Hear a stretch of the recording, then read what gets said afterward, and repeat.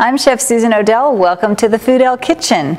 Sauces. I know I talk about sauces all the time in all different forms and fashions, but this is one of the really simple sauces that's actually a butter, and you can keep it in your freezer so you'll have it ready all the time. You can melt it over steaks or fish or chicken, or you can just spread it on bread and eat it like toast. This is a compound butter, and all you need to make it is butter. I use unsalted. I typically use unsalted butter because then I can control the amount of salt. I can always add more salt later. So I've got a stick of butter. It's at room temperature. It's nice and smushy and soft, so I'll be able to add some ingredients to it. I'm going to use 3 different kinds of herbs. I've got fresh parsley, fresh oregano, and chives, and I'm going to chop all of these up and add them to my butter. I've also got a little bit of shallot. I like adding a little onion to this so that it gives it a nice kick and makes it a very good savory sauce for just about anything. The main thing to remember when you make a compound butter is that you can add anything to it. Just don't add more than a couple of tablespoons, maybe 3 tablespoons at the most, of ingredients to 1 stick or 4 ounces of butter. Otherwise the butter won't hold together, it'll just fall apart because you'll have too many other things going on. So 2 to 3 tablespoons of herbs or shallots or garlic and 1 stick of butter or 4 ounces. So the other thing to remember about compound butter is that everything, all your ingredients need to be very finely chopped. So cut everything small so that you don't get big stems or a big piece of leaf or certainly a big piece of shallot or garlic when you bite into the butter.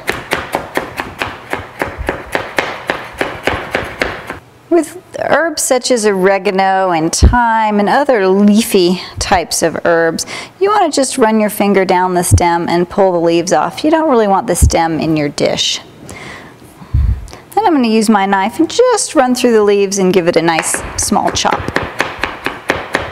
For my fresh chives, I just give the end a nice clean cut and just slice them very thinly, the length of the chive.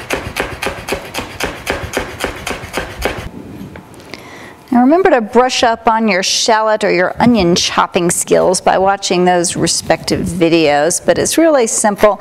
Just keep everything small, just like we did with the herbs. Now that I've got all my ingredients chopped, I'm just going to incorporate them into my butter. If you'll notice, I have a slightly larger bit of parsley than oregano. Oregano is a very strong herb, so I want to play it down a little. You do that with rosemary too. If you've got rosemary, use a little bit less than maybe some of your other more mild herbs. My butter is nice and soft, so I'm just going to use a fork and smash it. Then I'm going to start bringing these ingredients in. Use 2 forks if it makes it easier.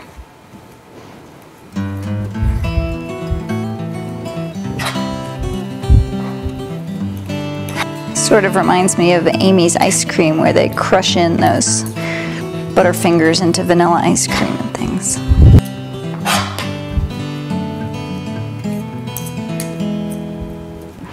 Now that everything's really well incorporated in my butter, I want to roll it into a log. That way I can freeze it or keep it in the refrigerator and then just cut off what I need to use when I'm ready to cook. So I've got a nice big piece of plastic wrap here I'm just laying out, and I'm going to scoop all of this lovely butter right into the middle. Don't want to leave any behind if we can help it. Now you just want to spread it into a nice long cylinder.